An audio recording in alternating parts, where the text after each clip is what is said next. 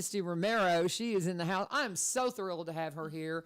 I was just telling her, I said, I just love your family. I love your story. I love all the things you do.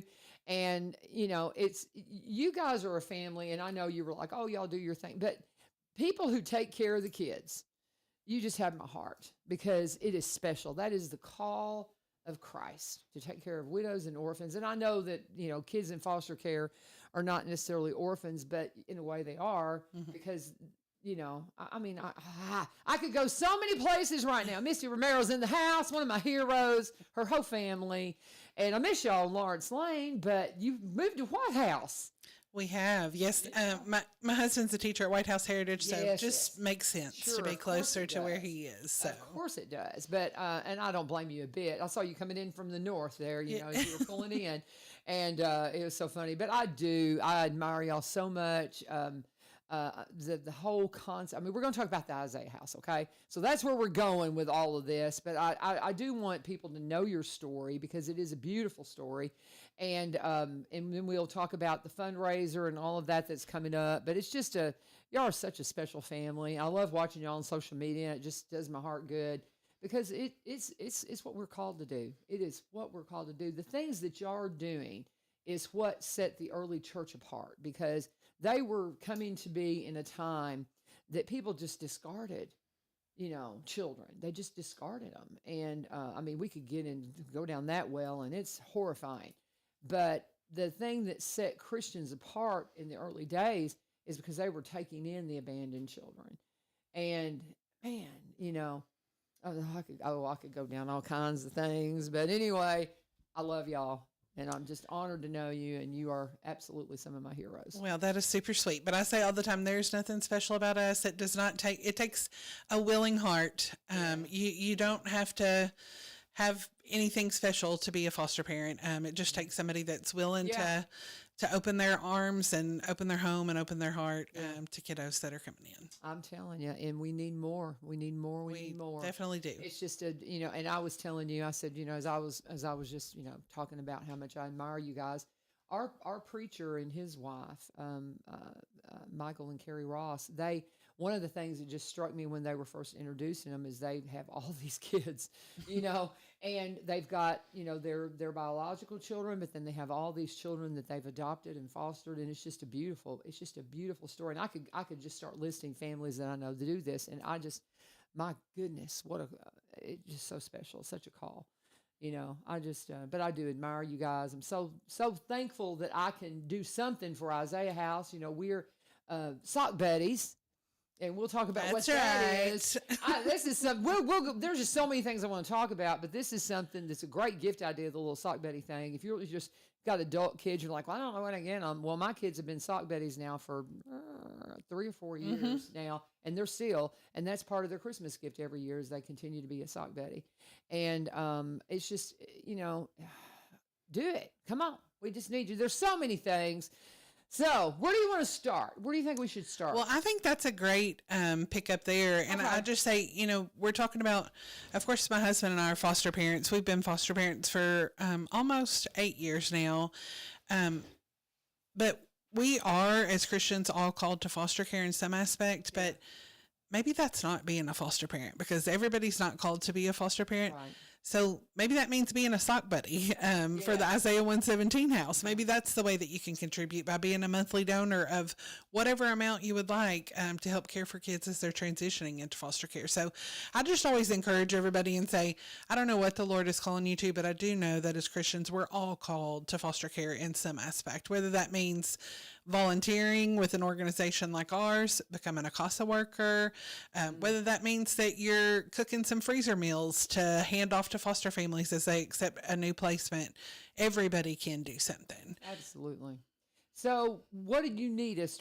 So the Sock Buddy program, let's just unpack how you can do that, because we are approaching the holidays, and I know everybody, and I remind people of this, these kinds of things are meaningful to your kids. If you become let your kids become a sock buddy. You can get these little socks that you can stick in their stocking or whatever, and explain it to them. And the first year I did it just really struck my kids really special. And so we just kept doing it. But it is a no-brainer gift idea.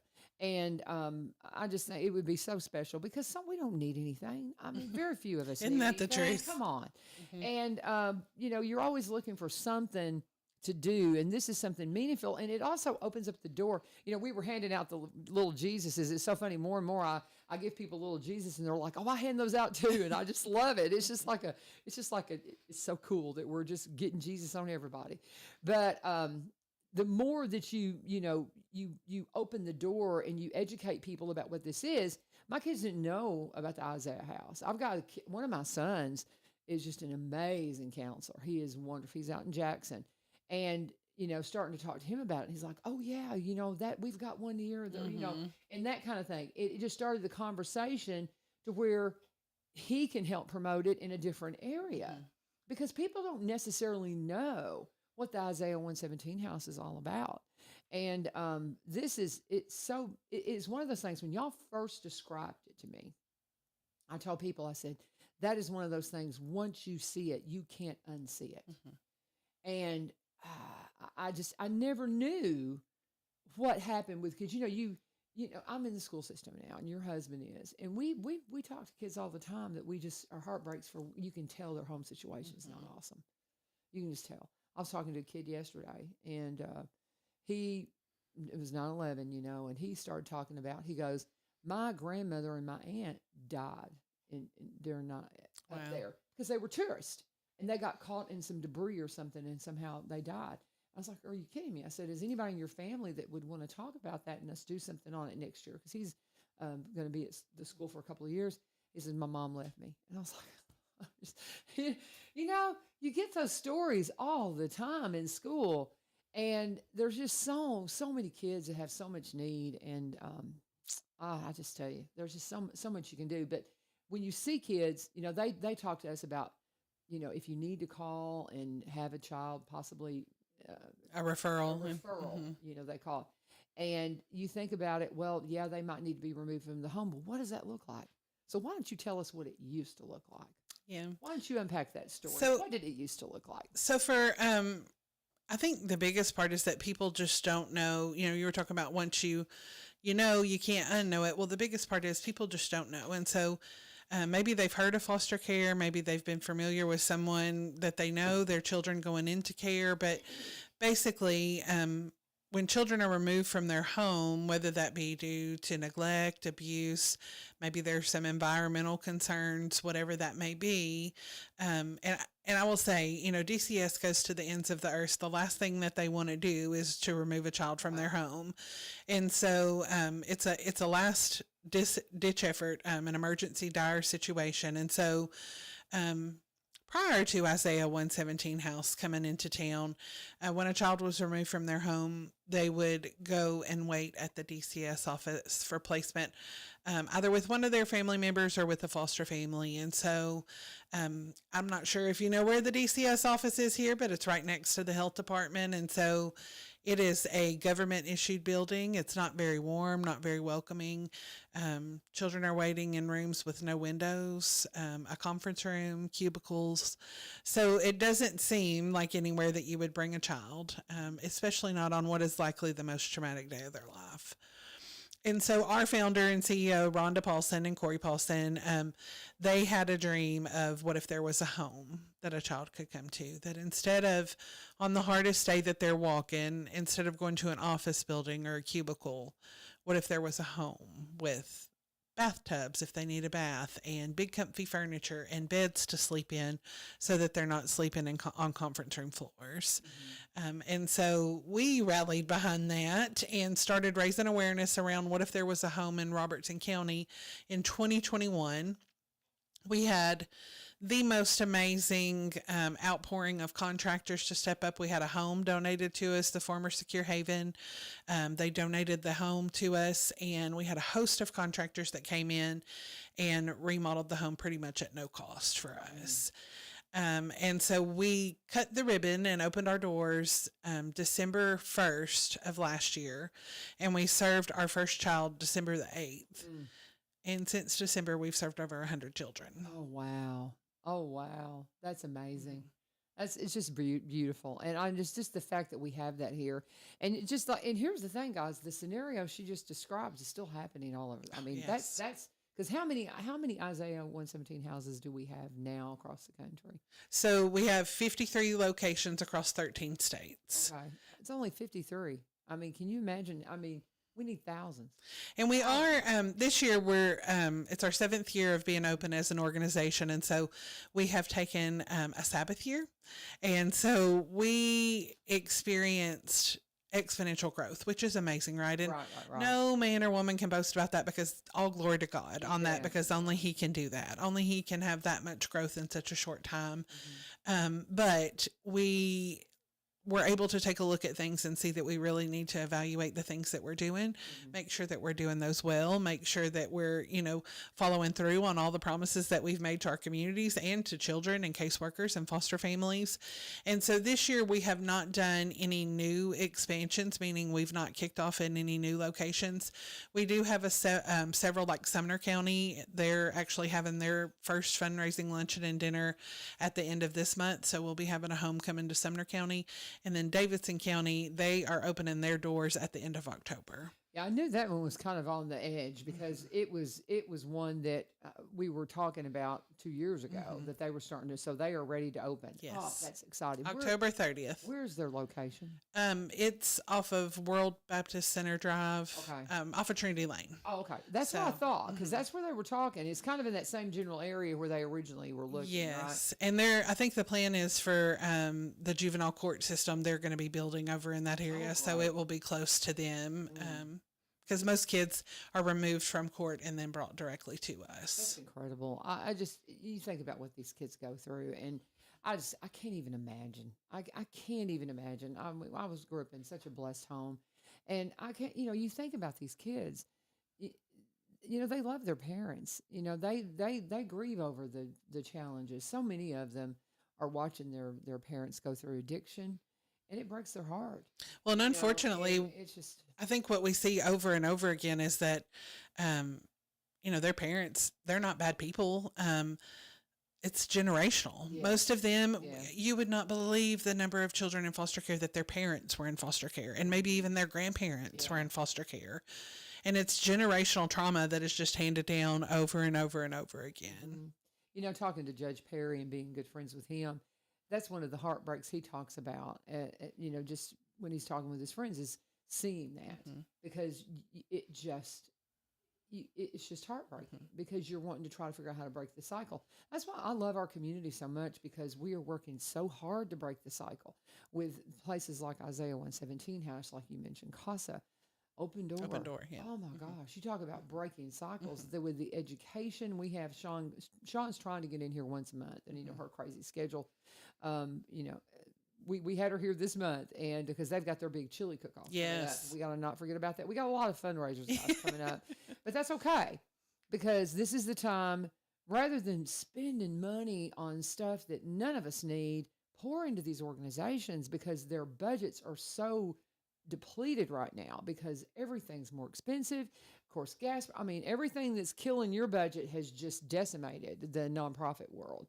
And we have got to just double down and get these funds raised. And so we're going to be talking about the dinner. You've got a lunch and a dinner. I love how you're doing that, because for some people a dinner won't work. With some people, I can't do a lunch because I'm at school. Your husband can't do a lunch because he's at school. So you having those options, and I think it's just a great idea, having a lunch and a dinner. Initially, I think they started with just a luncheon, but they saw that they needed to expand to a dinner too. So we do both. So and of course, the overarching, it is a fundraiser, but the overarching goal is really to raise more awareness about what happens to children on removal day, and how, as a community, not only how, our organization is supporting children on removal day, but how, as a community, we can impact children that are in foster care, foster families, how we can love on our caseworkers. So really just how we can, I say my hope and my goal is to make Robertson County the most foster friendly county in the state. I love that. Foster families, there's been research done that most stop fostering after a year. And really? Oh, okay. And a lot of that is because it is a lot. I You know. have I can't court imagine. appointments, doctor's appointments, all kinds of different things. And so most of the reason, though, that foster families will say that they stopped is because they don't feel like they have support. And so really rallying our community around foster families, and, maybe they might need some help with babysitting. Maybe they might need help with laundry.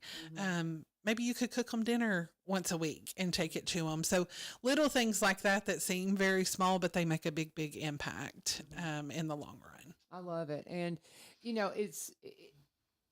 as we kind of unpack this story, how do you encourage people to consider foster? I mean, if they have just that little, they're like, maybe I need to look into this. Is there a place where they could, go and learn more about it and find out, okay, this is something that I need to do. So how would you foster that need that because people, might have that flutter, it's thinking, is this something I need to do? So what would they do next? I mean, number one, pray about it. Yes, Pray absolutely. diligently about it. And but is there like a place where they can go and seek some training? Yes, absolutely. Okay. I'm always happy to talk to anybody. I'm an open book, so I'm happy to talk to anybody about our experience and how I can encourage anybody. But the easiest thing to do is if you'll go to tn.gov, and then that'll take you to the state's website. And then in the search bar, just type foster care, and it's going to take you to the foster care page. And there's going to be things on there that say, I'm interested in becoming a foster parent, or tell me more.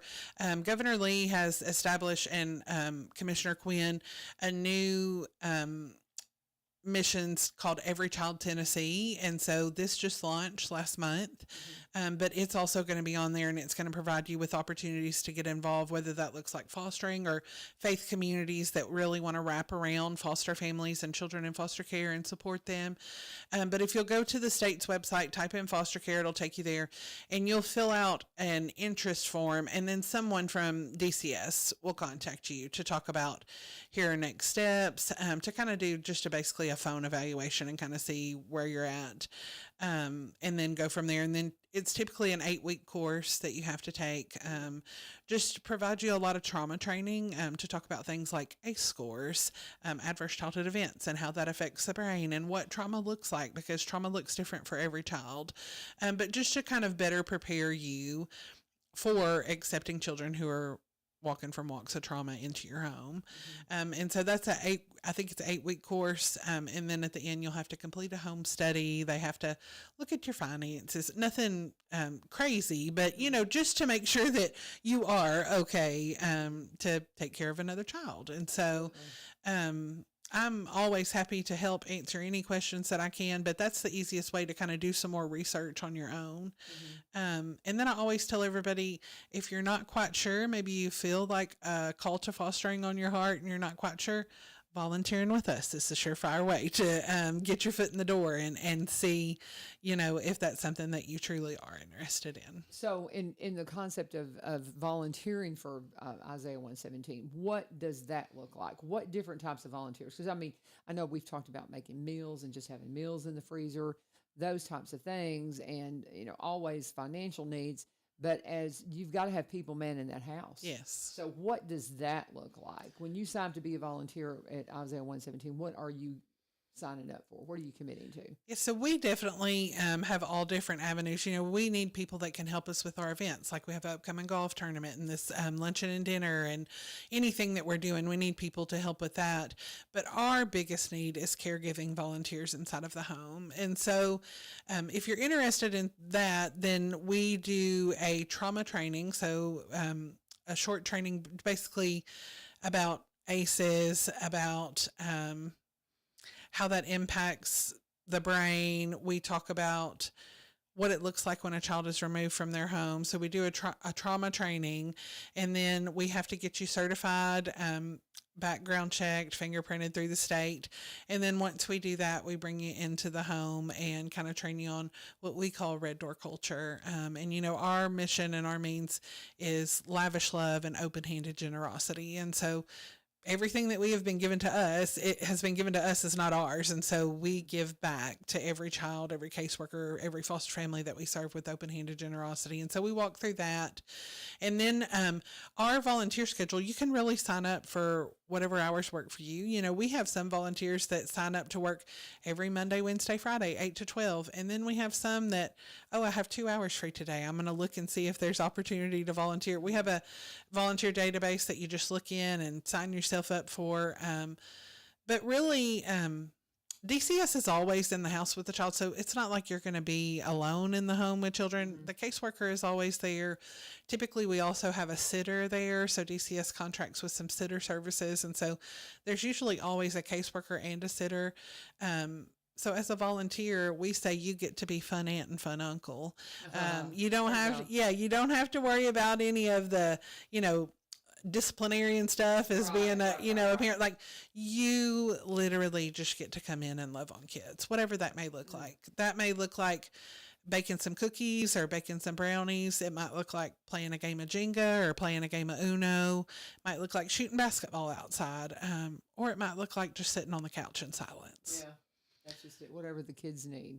Yeah. Whatever the kids need. Now, you mentioned a couple of things I want you to clarify. Now, I know what you're talking about. Ace is my son talks about that.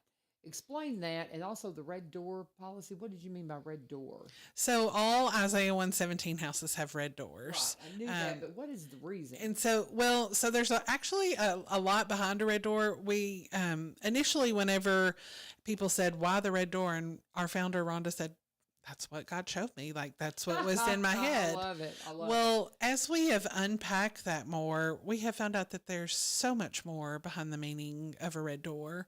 In Scotland, like, people paint their red door once their home is debt free. And so all of our homes are debt free. We don't have a mortgage or anything like that. Many places, like many churches, have red doors just to show that they're a place of refuge and, a place of welcoming. In other, I can't remember exactly where it is, but someone paints it red for joy. Well, we certainly hope that the children's time spent with us is of joy. And of course, in biblical times, people would smear the lamb's blood to, signify that they were a place of hope and a place that people could come. And so we want to be that too. So all of our homes have red doors, white houses with red doors. And so we just call it our red door policy, like our red door culture is really just kind of talking more to our volunteers about the culture of our home and really what, we want everyone that comes in to know that they are not alone, that we love them, that God loves them, that they are seen, that they are cared for, and we want to treat them like, important individual. We call them VIIPs, so very important individual person, and really, making sure that we're able to get them what they want and what they need. And just on this one day that is likely the hardest day that they've ever walked, we want to try to give them everything that we can to try and be a bright spot in that day and to let them know that they're there not because of anything that they've done, that this is happening to them, not because of them. And just really, that's why we say also open-handed generosity. Our community is so amazing. We have in our home what we call our giving room. And so it is a room that is literally lined from the ceiling to the floor with totes. So we have every size clothing from 0 to 3 months all the way up to 2XL. For any children that might come in that we serve, we have toiletries, we have shoes, we have anything and everything that they could need. But if we don't have something, then we'll certainly run out and get whatever it is that we need. So every child that we serve, we provide them. Most kids that come into foster care, they come with usually nothing but the clothes on their back. But maybe what few things they do have might be in a Walmart bag or in a trash bag. And so what does that say to you about yourself? It certainly doesn't say that, you're worthy of things. And so every child that comes to our house, we provide them with a new duffel bag, new clothing, pajamas, toiletries, shoes, anything that they need. And it's also to help the foster families as they're easing into that transition so that they don't have to run out at midnight whenever they're getting a placement, trying to get clothes for them, or if it's a baby, trying to get diapers and wipes and formula. So we want to be able to provide those things for them to try to ease that transition as they're welcoming new children into their home too. Just so beautiful. Like I said, once you know that this, when you really when you really think about it, because so many people, you just don't think about what the journey is for a kid when DCS has to remove them from the home. You just don't think about it. And when you really start thinking about the scenario of being able to go into an Isaiah house versus going into a cubicle or an office. I mean, I remember you guys talking when we first met about how that, kids would get stuck over the holidays, Oh yeah. all the time because holidays are a tough time and family trauma happens and they would get picked up and they would be in offices when Santa Claus is supposed to be coming to see them. All of those things. I just can't even imagine. Now, you did mention ACEs. Now, explain what that is. You mentioned it a while ago, but can you kind of unpack that again?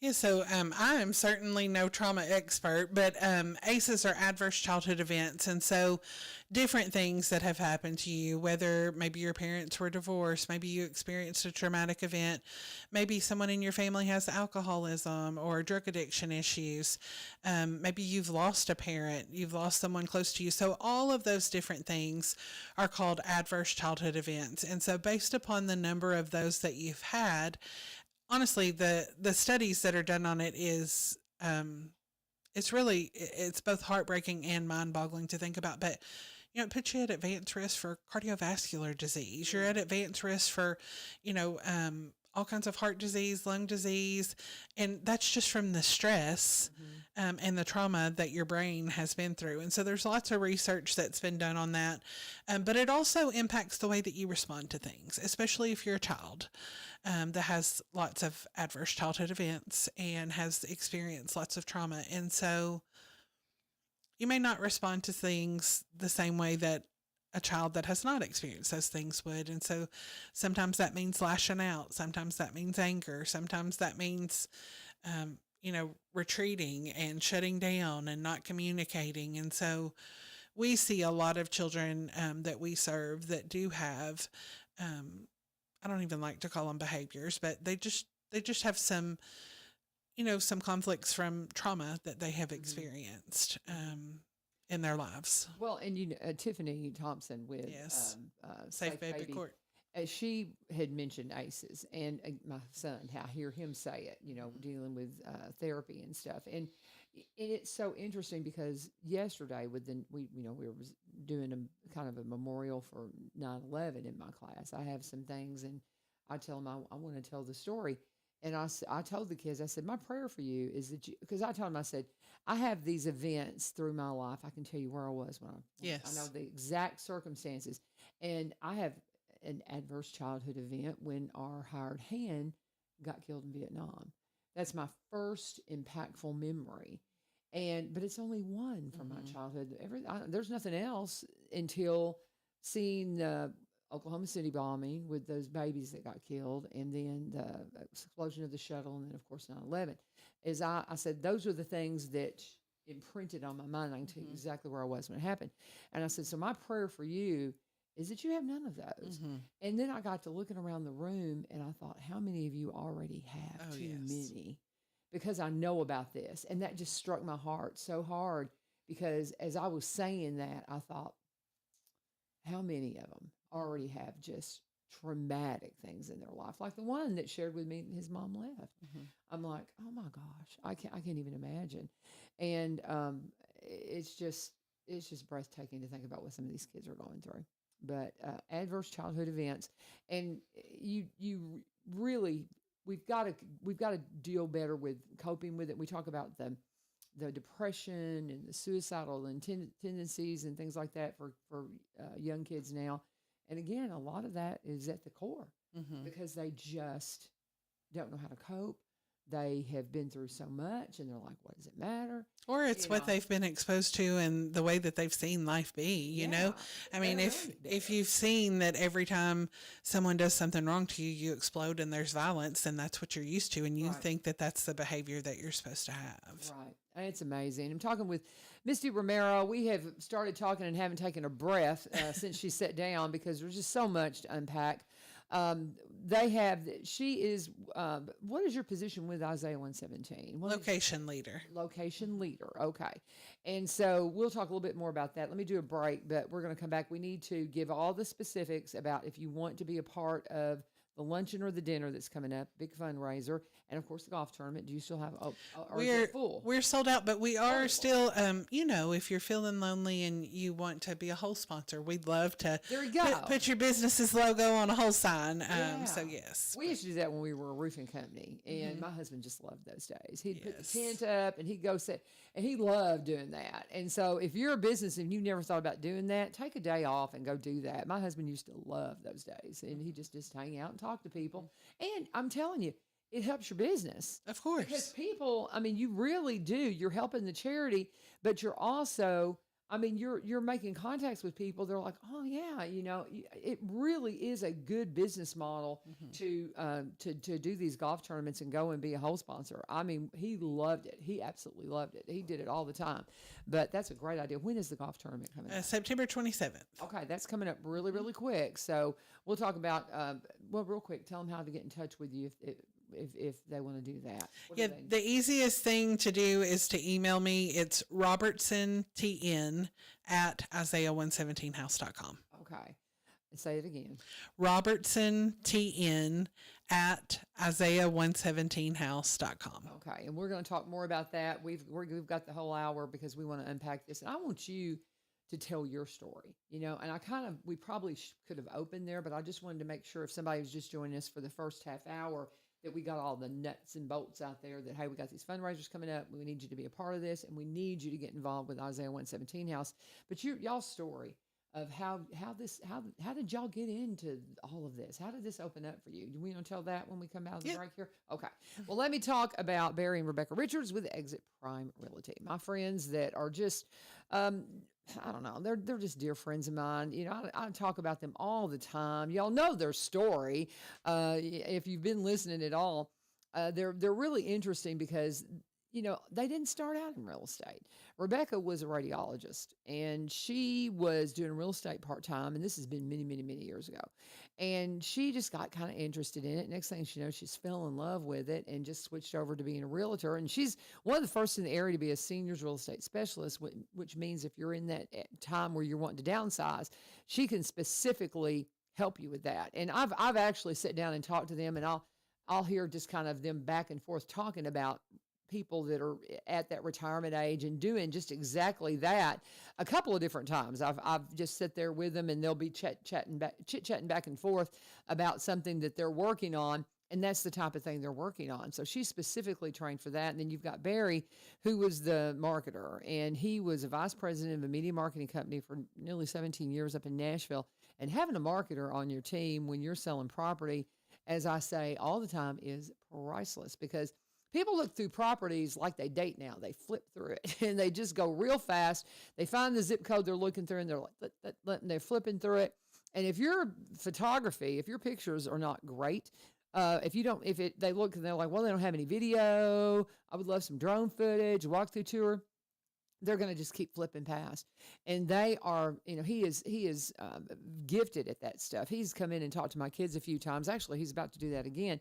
But they can do the whole package, wherever, whatever it might be, buying or selling. They will help you on either side of the table. He is a broker. He is here in Springfield. She is an agent. She is in White House. And they've been part of the Exit team for many, many years, the Garden Gate team. Earlier this year, they decided to combine their two offices and bring you a new branch in the Exit tree, and it's Exit Prime Realty is how you find them. They specialize in Robertson County properties because they're in Cross Plains for nearly 30 years, but they've been all over, so they also buy and sell in the surrounding counties, and they're from Kentucky like me, so they also can help you out and across the state line up in Kentucky. Check them out at sellwithbecky.com, sellwithbecky.com, or buy, B-U-Y, robertsoncounty.com. Rebecca's number, 615-504-7425, 615-504-7425, and always please let them know that we are talking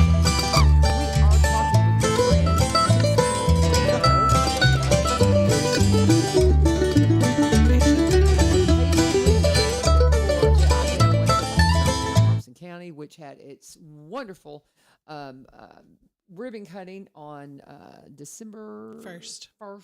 And you took your first kid in on December 8th. I'll remember that because that's my birthday. Oh, and, so that's very neat. But we've served how many kids now?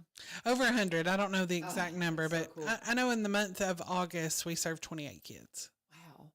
What's the capacity? Do you ever have no more room? Yeah. I mean, Well, yes, and for us too.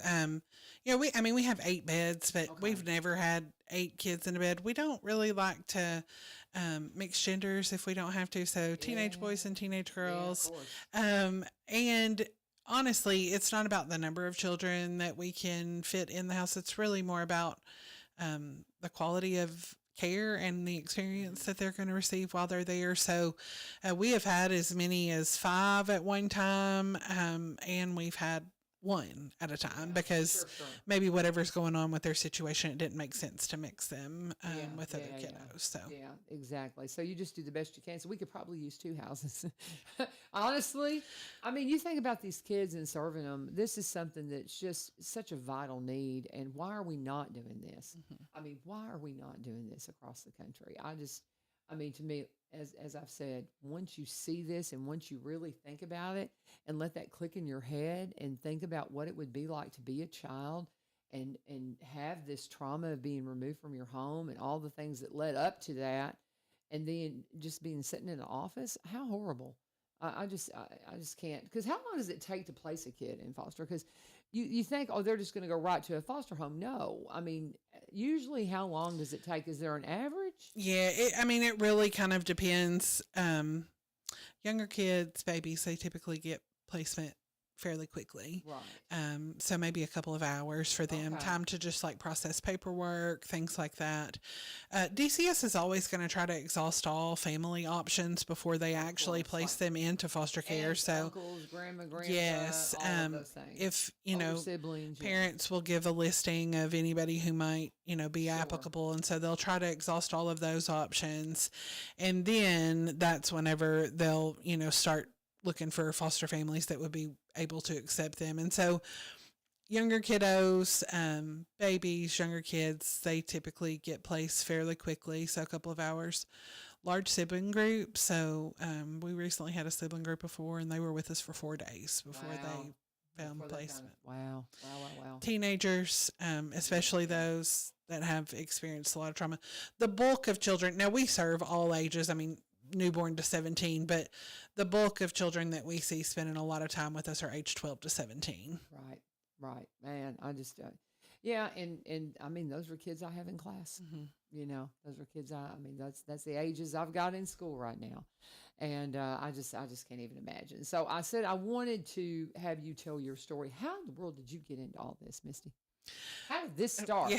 Well, the Lord certainly had a plan that I never expected. Certainly wasn't anything that I planned for my life. But after getting married, my husband and I wanted to grow our family, and we were met with issues with infertility, and just honestly not in a very good spot for me, myself. I was even at the point where I was questioning my faith, and we had not been connected and involved with a local church in the community, and some friends of ours invited us to join them, and we had previously talked about foster care and adoption. I didn't know a lot about it. I had an aunt that was a foster parent, and there wasn't a lot that we knew, but one thing that we did know, and I say all the time that I'm embarrassed now to say that selfishly, this is how my foster care journey started. But we knew that when children were not able to be reunited with their parents, that there may be potential for adoption. And so, in my hurting, that sounded, like maybe this would be an option for us with our fertility issues. But the Lord certainly opened our eyes to a world that we never even knew existed. And so, a few weeks after joining our church, we learned that they would be hosting foster parent classes. That's certainly divine intervention. Right. It's like, oh, how convenient. Yeah. And so we took those courses, and we become certified foster parents at the end of 2017. And we took our first placement in January of 2018. And since then, I think my husband said the other day, we just accepted a new placement 2 weeks ago. And so I think he said, she was number 28, I think. Wow. Yes, but, God has certainly just opened our eyes to things that we never knew existed. We didn't, now, neither one of us come from, super wonderful. We both have loving and supportive parents, but we had no idea at the things, that children were experiencing to be coming into foster care. And so it has been extremely eye-opening. It's also been extremely eye-opening to see the struggles that their parents have. And my naive, we're a little in this journey now, and so I've learned a lot. And my naiveness, whenever we first started out, there's so many things that, looking back now, which I know we do that in life, but there's so many things that I wish I would have done differently when we were first beginning the new journey. But my hope and prayer now is that just any child that we're placed with, that I'm able to love on their parents just as much as I'm loving on the kiddo, because 9 times out of 10, they also have not experienced that. And they have walked a really, really hard life. But just seeing the things that kids are experiencing, that families as a whole are experiencing, it's been so eye-opening. I say all the time, it's been the hardest, best thing that I've ever done. I will never lie to anybody and say that it is not hard and that it is not challenging, and that when you spend, a year loving on a child and then they leave your home, it's hard. Oh, it is heartbreaking. But at the same point in time, you celebrate, because the goal is always reunification and for them to go home. But it's still hard. It's harder on your heart. It's hard on your other children, to be together and then, for them to be reunified. So it's definitely hard, but man, there's so much goodness in it, and so much beauty in it. And so we say that, the foster care system is both broken and beautiful, because you get to see all the ugly, and there's a lot of ugly, but when you get to see parents that are walking alongside of, places like Open Door that are championing them, and able to help, restore them and love on them, because a lot of times, like I said, they've not experienced that. And then with somebody believing in them, they're able to get on their feet, to overcome addiction, to overcome the things that they need so that they can regain custody of their children. So our first placement came in January 30th of 2018. It has been a long and crazy and wild ride since that time. We adopted we have one daughter that we adopted back in May of this year. And then we have our 15-year-old son, Colin. And then we also have 2 other kiddos that we're looking like we're headed towards adoption for at the end of this year. They've been with us for almost 4 years. So. Oh, wow. Wow. That's amazing. Yeah. It's so beautiful, because you talk about, y'all fostered 28 kids. So what is the typical amount of time that they're in your home then? Honestly, it's really different. We have had some kids that have just spent a night with us. And so maybe they've called and said, Grandma can take them, but she can't get to them till tomorrow. Can they just come and stay with you tonight? So just a temporary placement. We've had sometimes that kids have come and stayed with us, and then the following week they've had a court appointment and the judge releases them back to their parents' custody. Okay. But most of the kids that we've had have been 6 months or longer. Oh, wow. Yeah. And that's the typical, I would say that's probably average. I've never seen, a case be worked to where the parent has a plan that they need to work and a child be reunified sooner than 6 months. So. That's just so fascinating. So what makes you know that you're headed to adoption? The fact that you've got these kids that you've had for 4 years, is it ever predictable? Oh, no. When it comes to, okay. That was a stupid question, wasn't it? Oh, no. I knew better as soon as I asked it. Of course, it's not predictable. It's not like a kid comes in and you're like, okay, this is, we're probably going to be heading to adoption. You just never know. No, you have no idea. Now, obviously, that's not the goal and intent of foster care. Right. I mean, the intent is always reunification until it's not. And so for our kiddos, the parents were establish a plan, basically, a task list of things that they needed to work. And then if the parents are completing those, or they're not, or sometimes they go away and we don't hear from them for extended periods of time. So basically, as long as the parent is showing progress and they're working their plan, then, that reunification is what they're working towards. But it becomes whenever, like in our daughter's case, prior to adoption for her, we didn't have any movement on the plan for quite some time. Right. And so then that's whenever they move towards termination of parental rights. And then we have to go through a whole process there. And so it's definitely a lengthy process. But no, you never know.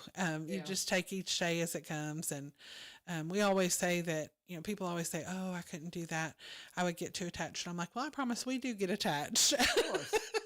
We do get attached, but I usually say, well, then you'd probably be really great at it, because it's truly what children that are that are experiencing foster care, they need someone that's going to get attached to them, and that's going to love them, and that's going to, help to champion them through and help to champion their parents through this journey that they're walking. Well, and do you get to keep a relationship with them? It's really dependent upon what their family once. So we have one little boy, he was with us for 6 months, and he went to a family member, and so his aunt and I text frequently, so we get to send pictures and that sort of stuff. But then we have others that and I completely get it, like it's almost like we're a spot in their life that they don't want to remember, and so like a stain in their story that they want to move past. And so I completely get that. It hurts my heart, and and it really hurts, but I completely understand. My goodness, God bless you. I mean, pray for this family. My word, how many foster families do you think we have in Robertson County? Do you have a number? I think around 25 the last time that I checked. Well, that's not enough.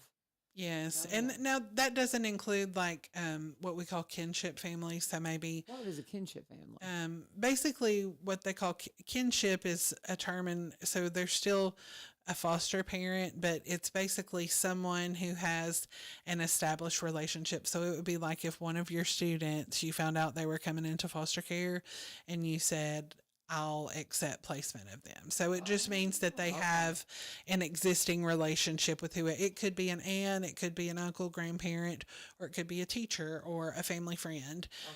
So kinship just means that, you have some sort of an existing relationship with them. Okay. Very interesting.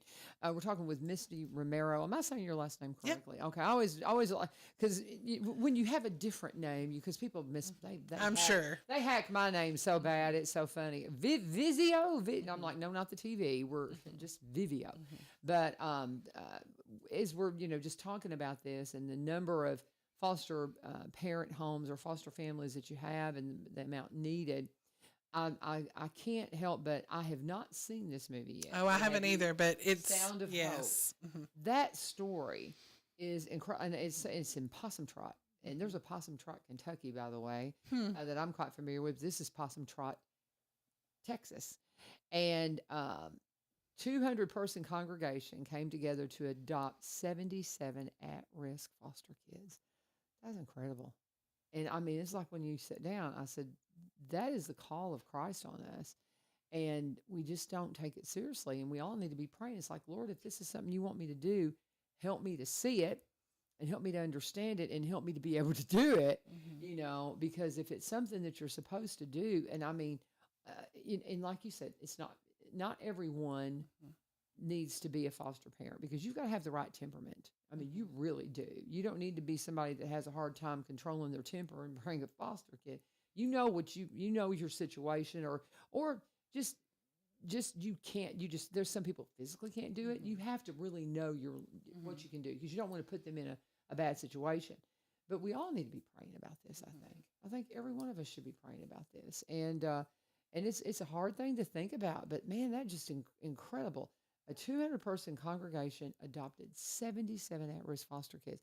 I need to watch this because I have not seen it. But as soon as I heard about it, I thought about you guys.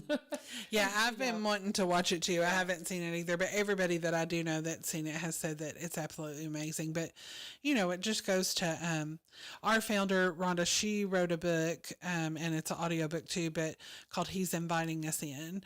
And it is about Isaiah 117 house, but more than anything, it's about the story of how God was preparing her for Isaiah 117 house, and how he's constantly inviting us in, and more than anything, inviting us to get outside of ourselves. Right.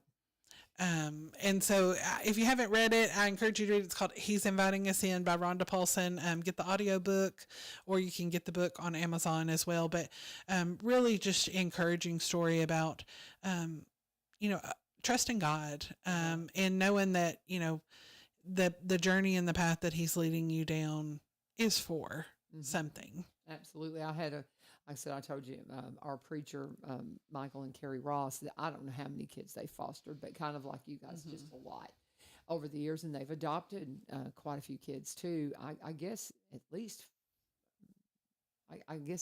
4, maybe 3 or 4. I'm not sure how many they've adopted, but then they have some biological children too, and they're grandparents, and they sure don't look old enough to have 6 grandkids, but they're about to have 6 grandkids.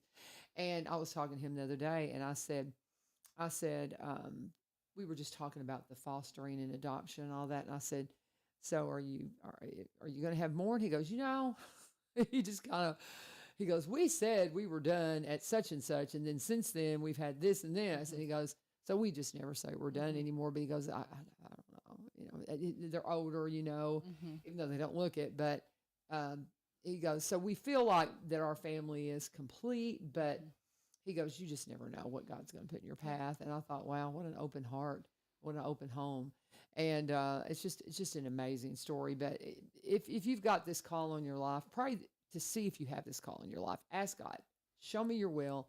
Is this something I need to do? Because we need foster families, and we certainly need you to be a part of all this stuff coming up as far as the big fundraiser season that we have for Isaiah 117 House. Oh, I know something else I was going to mention. If you want to know a little bit more about the Isaiah story, Mike Rowe did a piece on it. He did, yes. And so you can usually Google. I have found it pretty easily just by Mike Rowe, Isaiah 117 House, and it'll pop up, and it's a wonderful story, and I just love him. I do too. He is so wonderful. And but you can find it that way, and that'll give you the backstory that you were talking about in the book too. Yes. I'm an audiobook person, so I'll have to check that out. That sounds wonderful. Yeah. Or we're going to have our luncheon and fundraising dinner. All that for us right now. So every other year we do a fundraising luncheon and dinner. And so this is, it's coming up October the 3rd. So we're looking for table hosts. We're also just looking for people to come. So maybe you, if you want interested in hosting a table, the event is free. It doesn't cost anything to attend or to host a table. We just ask that you come. We'll feed you. We just want to share the story of Isaiah 117 House. And we're going to have some volunteers to share about their time spent with us, some foster parents to share about how we've been able to, help that ease that transition for them. But really, it's more for us about raising awareness around the need in our community and how you can become involved if you're interested. Obviously, we only run off of the support of our community. We don't receive any government grants or funding or anything like that. And so we're 100% community funded, and God has blessed us immensely. But obviously, that is a portion of it. We talked about sock buddies earlier. On average, we say it costs us around $300 per every child that we care for. And so if you wanted to become a sock buddy or a monthly giver of $25 a month, that would sponsor one child a year. And so we're going to, again, it is a fundraiser, but more than anything, we just want to share with you, and we just want to ask you to open up your hearts and pray about how God can use you in whatever aspect that looks like, whether that's becoming a foster parent or maybe volunteering with us, or maybe you've been blessed financially and you can give, or maybe you love to pressure wash. Like, we'd love to have you come over to the house and pressure wash our fence. And, it's a home, so we need all the things that you have to do at your house too. I would love for everybody to join us. We pray every day at 117. And so, we're talking about praying about, how God can use you. Set your clock every day to 117 and just pray. We pray for the children that are coming in to care, the children that we're caring for our caseworkers, our foster families. And so I would love for you guys to join us in prayer. I would love for you just to pray for our ministry as a whole. We're also looking to start up a prayer team of people that will come over to the house and pray like once a month. But yeah, if you're interested in attending the luncheon or dinner and learning more, again, you can reach out to me at robertsontn@isaiah117house.com. Okay. And the date and the location, where is it? October the 3rd, and it's at the center. At the center. Okay. That's The the one thing I luncheon, wasn't sure of. Okay. yes, the luncheon will be 12 to 1, and the dinner will be 6 to 7. Okay. Good deal. And I have a table if you want to go.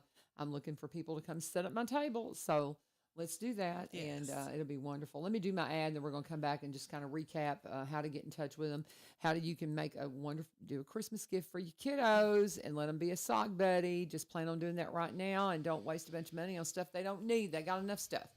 We all do.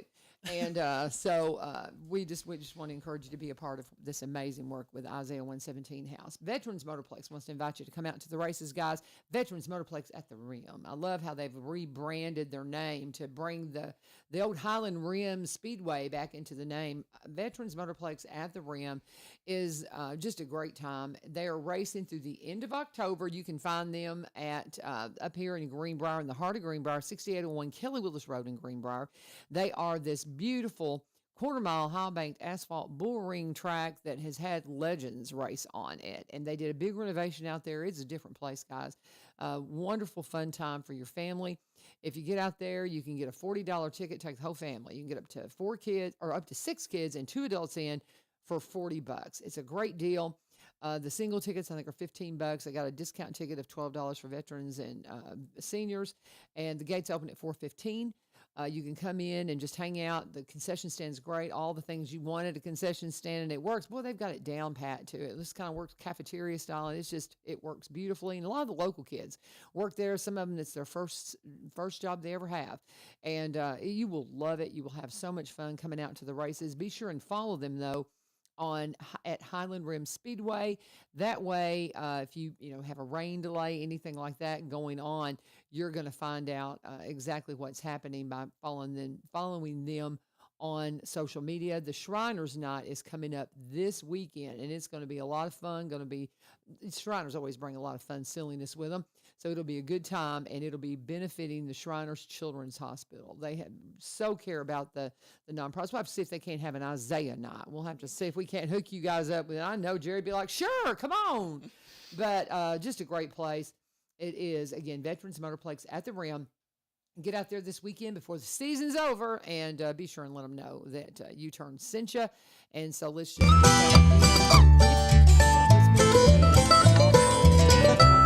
a whole sponsor. My husband loved doing that when we were running the roofing company. Great way to get your business out there and support a great nonprofit and just take a day off. That's coming up on the September 27th. 27th. Yes. Golf course. At Legacy. At Legacy. Mm-hmm. That's what I figured. And so that's happening. What are the hours? We'll have shotgun at 9 a.m. Okay. Very good. So that's going on. And then we've got our luncheon and our dinner. It's going to be at the center on October 3rd. I'll be at the dinner. I'm hosting a table if you want to come and join me, or maybe you want to host a table.